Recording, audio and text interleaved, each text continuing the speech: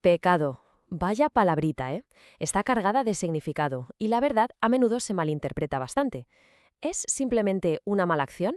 ¿Un despiste? O, como vamos a ver, es una condición mucho más profunda. En este análisis vamos a desgranar el concepto siguiendo el riguroso marco teológico de Charles C. Ryrie.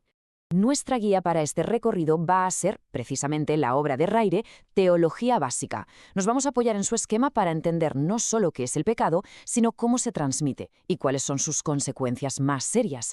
Todo directamente de su análisis.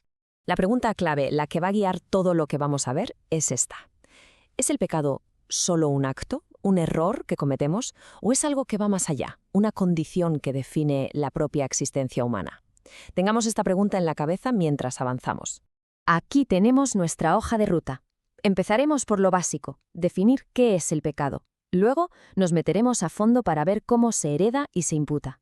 Analizaremos los actos personales y para terminar veremos qué relación tiene el cristiano con toda esta realidad. Muy bien, pues vamos al lío. Empecemos por la definición. Y ya os adelanto que el concepto bíblico de pecado es increíblemente polifacético. No se puede reducir a una sola idea, ni de lejos. Ryrie nos da una definición fundamental para empezar. El pecado es cualquier desviación de la ley moral de Dios. Fijaos que esto es clave, que no se limita a un acto concreto, también incluye una disposición o incluso un estado del ser. En resumen, es la infracción de un estándar divino. Es que la riqueza de los idiomas originales nos abre un mundo. No hay una única palabra para pecado. En hebreo, por ejemplo, chatá es como errar el blanco, como un arquero que falla la diana. Pero ojo, pasá es rebelarse, una acción con mucha más intención. Y lo mismo en griego. Amartia es el término más general, pero anomos significa literalmente sin ley. Cada palabra nos enseña un matiz distinto, desde el simple fallo hasta la rebelión a cara de perro. Y esto nos lleva al meollo de la cuestión. Más allá de saltarse una norma, el pecado se define en última instancia como cualquier cosa que sea contraria al propio carácter de Dios. Romanos 3:23 dice que todos están destituidos de la gloria de Dios, que al final es el reflejo de quién es Él. Y este es el punto crucial. El estándar final no es una lista de reglas, sino la propia naturaleza de un Dios santo. Pasamos al segundo punto, y aquí es donde la cosa se pone interesante. Según el análisis de Ryrie, el pecado no es solo algo que hacemos, sino una condición que heredamos. Una idea que, para muchos puede ser bastante chocante. Este concepto se conoce como pecado heredado o naturaleza pecaminosa.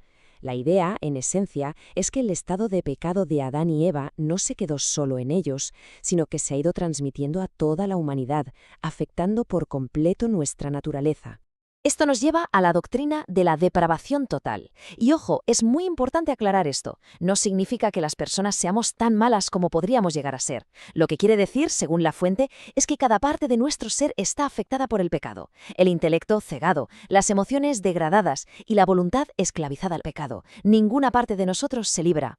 ¿Y cuál es la consecuencia directa de este estado que heredamos? Pues la muerte espiritual. Es fundamental entender que en teología la palabra muerte casi siempre significa separación. En este caso hablamos de una separación de la vida misma de Dios. Sigamos adelante que llegamos al tercer aspecto, que es quizá el más complejo y el que más debate genera, el pecado imputado. Aquí ya no hablamos de una naturaleza corrupta, sino que nos movemos en un terreno más legal, más judicial. El texto clave, el que sostiene toda esta doctrina, es Romanos 5:12, que acaba diciendo, por cuanto todos pecaron. La forma en que se interpreta esa pequeña frase es el eje sobre el que gira toda la idea de la imputación. A ver, la definición es la siguiente. La culpa del primer pecado de Adán se nos acredita, se nos imputa legalmente a cada persona.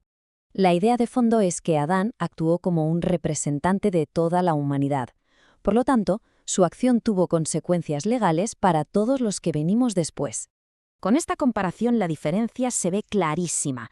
Por un lado, el pecado heredado, que se transmite, mediatamente, de padres a hijos, y que afecta a nuestra naturaleza. Por otro lado, el pecado imputado, que se transmite inmediatamente, directo de Adán a cada persona, y que afecta a nuestra posición legal ante Dios. Son dos mecanismos que corren en paralelo, pero con efectos muy distintos. Y si la consecuencia del pecado heredado era la muerte espiritual, la del pecado imputado es igual de directa. Según esta teología, es la muerte física. Y todo esto nos lleva, ahora sí, al cuarto punto, al tipo de pecado con el que estamos más familiarizados, los actos concretos que cada persona comete. Santiago 3 lo deja bastante claro, ¿no? Todos ofendemos en muchas maneras. Esto lo que hace es establecer que el pecado personal es una realidad universal, nadie se escapa. Pero cuidado, es fundamental entender que cuando hablamos de pecados personales no nos referimos solo a las acciones que se ven, como robar o mentir. El análisis bíblico es mucho más profundo e incluye los pensamientos y las actitudes del corazón, la lujuria, la envidia, la codicia. De hecho, Colosenses llega a decir que la codicia es, directamente, idolatría.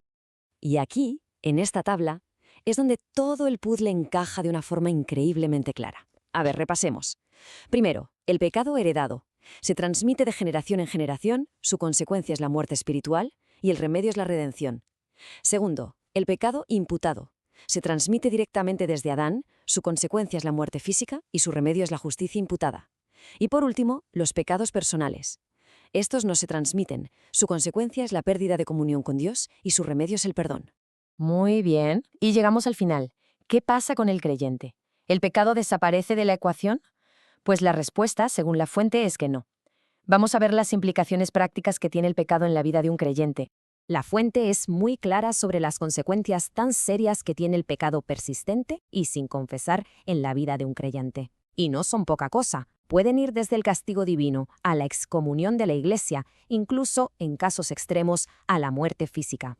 Sin embargo, el camino para arreglar las cosas siempre está abierto, y el remedio es la confesión.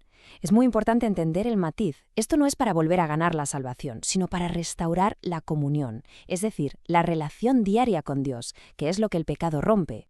Así que, para terminar, volvemos al principio. Si el pecado no es solo saltarse una norma, sino ir en contra del propio carácter de Dios, ¿cómo cambia eso nuestra perspectiva? Pues lo cambia todo, ¿verdad? Nos obliga a buscar una solución que vaya mucho más allá de simplemente portarse mejor. Una idea en la que desde luego vale la pena seguir reflexionando.